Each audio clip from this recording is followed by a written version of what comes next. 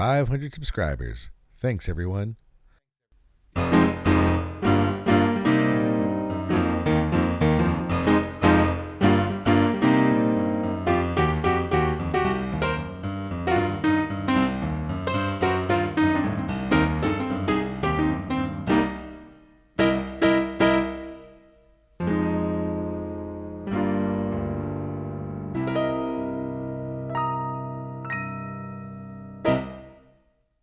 So thanks to all the supporters of this channel. I'm going to use this video to explain a little bit more about me, who I am, my background, and how I got to where I am today.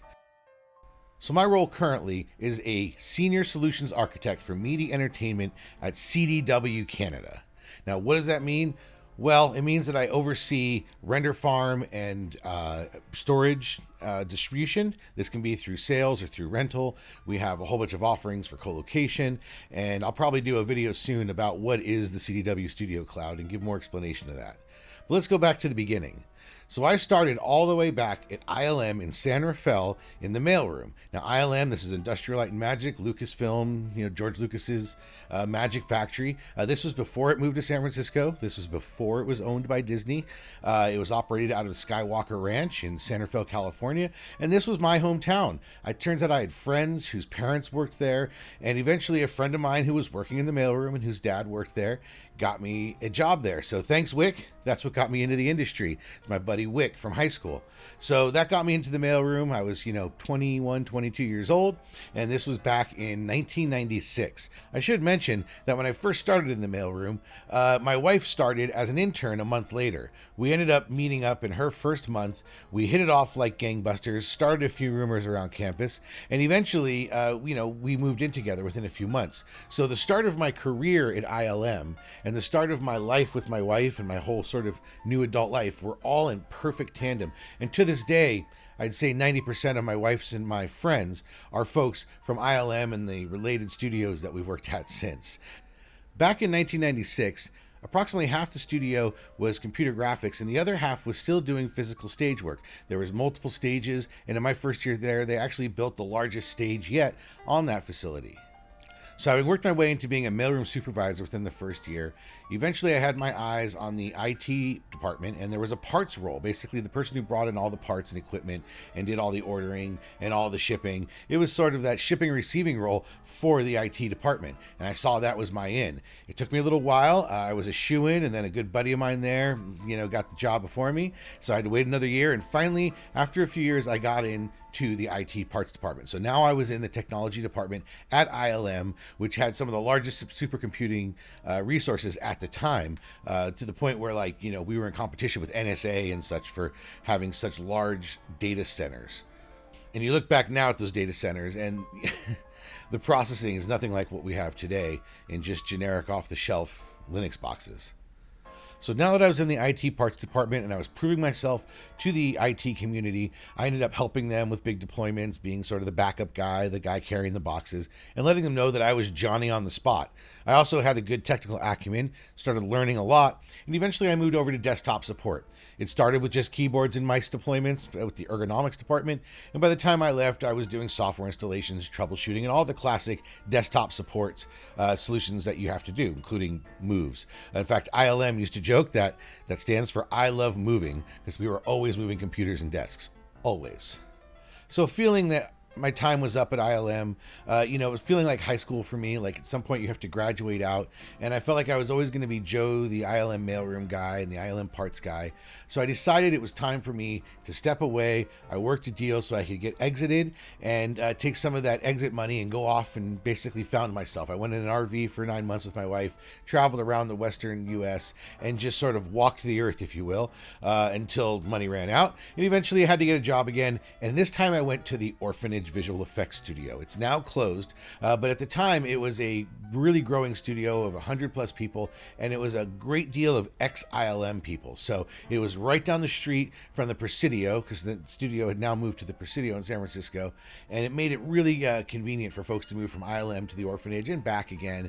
And so I started the Orphanage with a whole studio full of friends that I already had built at ILM. So that was a real comfortable place for me to move into. So at the Orphanage, I went from a desktop technician into a system administration role. That was mainly because people left and somebody had to be a system administrator, so I quickly boned up on my skills.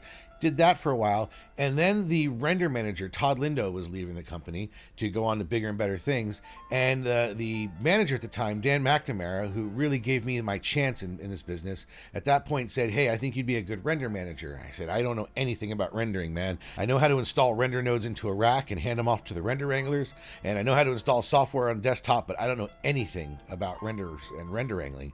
He said, "I think you'll learn, and don't worry about it." And indeed, I picked it up pretty well, I felt.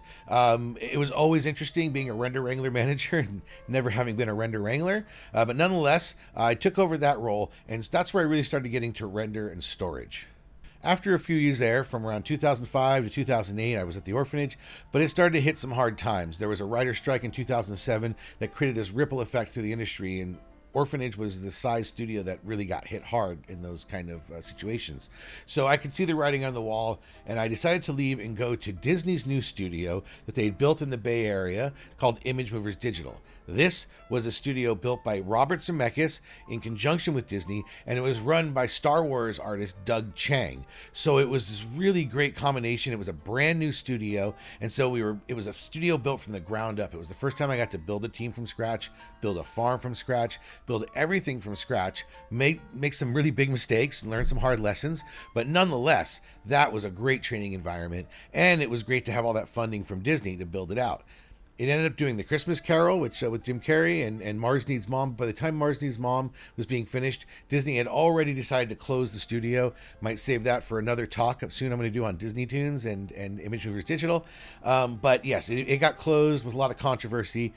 I had the honor of not losing my job when they closed the studio, but in fact, Disney relocated me down to Southern California to go be a technical project manager for Disney Toon Animation Studios. So now I can step away from my render wrangler role and get into a more administrative management role of a technology team, assisting the director of technology, Mike Miller, who was brought down from Image Movers Digital as well. So now I was working with a guy I knew closely from my previous studio. So at Disney Toons, I learned now what it's like to take a holistic approach to an entire technology department, from IT deployments of the desktops to the systems and software. It was a great place to assist him in all that project management. And then Digital Domain was opening in Florida, and they were offering both my wife and me a position out in Florida. We couldn't really resist the opportunity. So I left Disney, she left her job in Los Angeles, and we drove across the country in our RV, which was a great RV trip, and decided to go out to Florida. In Florida, once again, I was back to being a render wrangler manager and was back to building a studio from the ground up. Now here I got to use Digital Domain, the original entity out in California. I got to use a lot of their technology, so I got to take all the building blocks and put them together in Florida. A few unique changes that we would make ourselves, and then bring in all this technology that was already existing. So it was like I got to build something from the ground up, but I got to do it with existing building blocks. So it was a whole nother opportunity. And unfortunately, only 9 months after my arrival, that studio imploded with a spectacular, well-publicized bankruptcy. I always want to state that the current Digital Domain and the management team and crew that you see today is in no way related to that bankruptcy. You can just Google John Texter and learn a whole lot of drama that went on out there in Florida when they took control of Digital Domain. And luckily, the real heart and soul of Digital Domain got it back, and that's the Digital Domain you see today. Needless to say, that imploded, and we decided to head back to LA. This was during a time when all the work was moving to Vancouver. And so after 6 months in LA, without me finding work, and my wife's a production person, she can find work anywhere. And so we just decided to go up to Vancouver. Image Engine, a wonderful studio, brought me up there. Again, being a render wrangler manager, I took over that department. It was a smaller team at the time. And because it was a smaller team, I actually had to pick up wrangling skills there. So there were times where we would shrink the team down, and I was doing data transfers. And I used to joke that I was the best paid wrangler in Vancouver at the time. But needless to say, it was really great to get my feet wet, my hands dirty, deep inside render wrangling and farm configuration. And after a year of that, though, Digital Domain, now having recovered from the bankruptcy and being back to its old self, the folks that were there remembered me from Florida, They offered me a job to come over to Vancouver. Now we enter my last role as a render wrangler manager. They have a very large farm in both Los Angeles all the way up to Vancouver, now to Montreal. It was quite a beast to manage, and I mean that with love. I mean, Digital Domain does massive amount of work with a very lean and mean crew, and so again, it was a little more basic training and wartime training there. That team got very large. I had an international team, so it was sort of my last stages of doing that. And to be honest, the job I was doing, render wrangling manager, it's not a job people do for a lot of years. People kind of do it, they get burned down on it, they use it as a stepping stone to move on to something else. But I got good at it, I enjoyed it, and I used it to move to different places. So after 12 years or so of doing just render wrangling, I kind of became one of the experts. But because I had that expertise, back in 2015, I decided to start working with SIGGRAPH and my wife and started doing our own Birds of a Feather talks. So this is where we started holding Birds of a Feather talks, talking about various technology production issues. You'll find that my wife and I fall back on this narrative of she was raised in production. She started as a PA and worked her way up to producer. I was raised in technology. Our home life and our marriage life and our careers all one and the same. And we both provide those roles in our lives and at the studio. So these traditionally are two groups that have to support each other but don't always work well together. So my wife and I have spent a long time working on making sure the technology and production work well together, and so we decided to bring that knowledge and those discussion points to SIGGRAPH. We had 4 years of discussions there, and next year I'll be doing talks at SIGGRAPH with some other folks from other studios covering render farming and likely a one on storage. So keep your eyes out for the SIGGRAPH 2022 schedule for my name and some of the Birds of a Feather conversations that I'll be leading next year. So having been at Digital Domain for quite a while now and really doing this role longer than most, I decided that it was time to step away, and I decided to leave the studio life to become a consultant.